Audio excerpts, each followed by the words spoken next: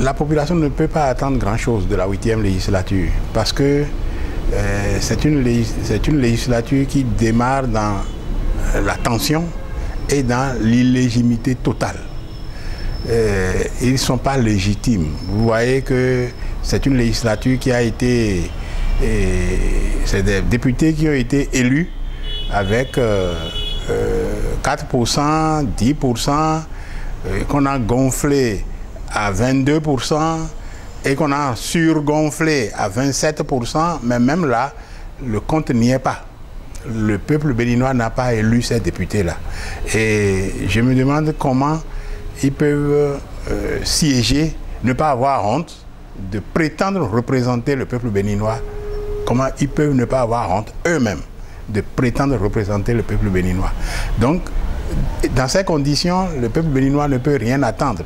Et vous avez vu la violence qui a suivi, avec des morts, des paisibles populations sur lesquelles on a tiré à vue.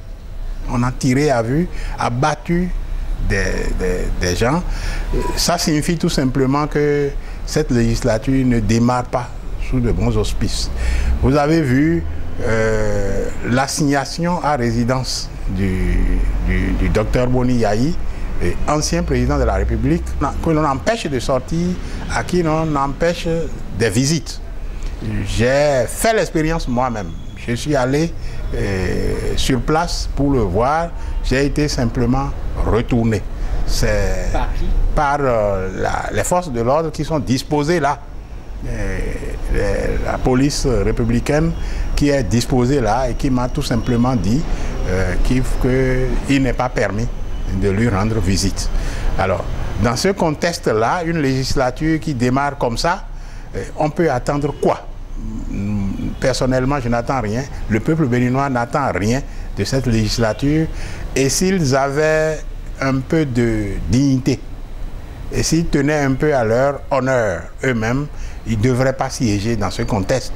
Ils devraient en fait demander que l'on reprenne ces élections de façon inclusive et qu'ils gagnent avec des élections régulières.